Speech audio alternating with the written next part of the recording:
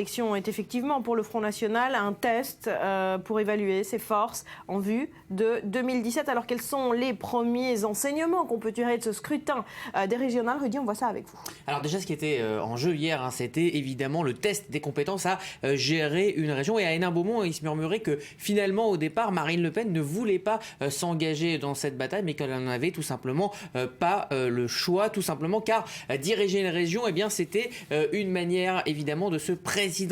Ségolène Royal en 2016 s'était présentée devant les Français avec un bilan de présidente de conseil régional et donc avec ce côté statut, ce côté laboratoire de gouvernance en fait qu'aurait pu jouer le fait d'avoir un bilan régional à présenter au présidentiel de 2007. Alors ce matin, le FN n'a évidemment, Olivier Lerner l'a dit, pas de présidence de région, mais avec ses 350 conseillers régionaux, eh bien le FN a désormais une zone d'influence supplémentaire plus forte et plus crédible.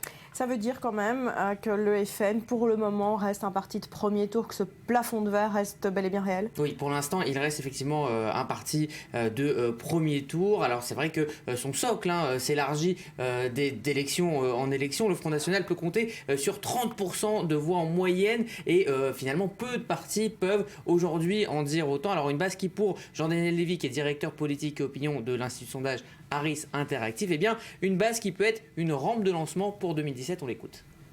Ce qui est absolument certain, c'est que Marine Le Pen est bien positionnée aujourd'hui pour se qualifier au deuxième tour de l'élection présidentielle, que Marine Le Pen parvient à pouvoir malgré tout, face à des scrutins qui sont des scrutins difficiles, à pouvoir engranger un élément qui est un élément de positionnement politique et de renfort en matière de comportement électoral, que jusqu'à présent ça ne lui permet pas de passer la barre des 50%, mais qu'en tout cas elle arrive à se maintenir à des niveaux élevés dans un contexte qui est un contexte différent selon les régions et selon le scrutin, premier tour ou deuxième tour, voire des élections régionales.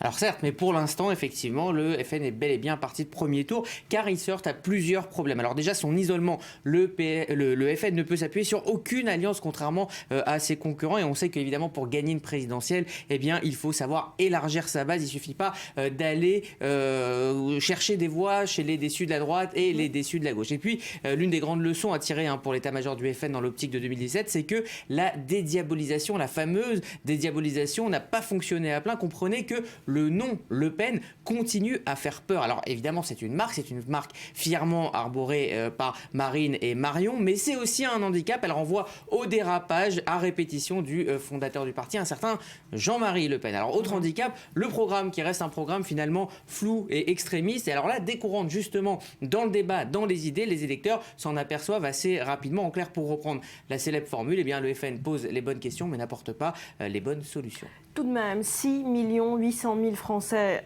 c'est beaucoup pour le Front National. Et est-ce que la grande différence de cette élection, c'est finalement que le FN est devenu un parti d'adhésion et non plus seulement un parti de contestation? Alors, c'est une question complexe parce qu'on parle de près de 40% dans certaines régions d'électeurs. Alors, c'est vrai qu'il y a une chose qui est sûre, c'est que la base, pour l'instant, est solide. Les électeurs du FN, en tout cas la moitié, adhèrent réellement aux idées et au programme du FN. L'autre moitié, elle est partagée entre un vote de protestation, de rejet des politiques classiques et l'idée du pourquoi pas essayer autre chose, c'est-à-dire l'idée d'une alternative. Et c'est là que le FN va devoir faire un choix important pour 2017 à l'heure où il va devoir rédiger son programme. Soit il reste sur une ligne dure avec des idées quasi réalisables comme par exemple la sortie de l'euro, soit il rend son programme plus réaliste, plus proche des réalités économiques, des réalités géopolitiques et là, eh bien, il prend le risque de perdre sa base et c'est bien là le vrai plafond de verre du FN.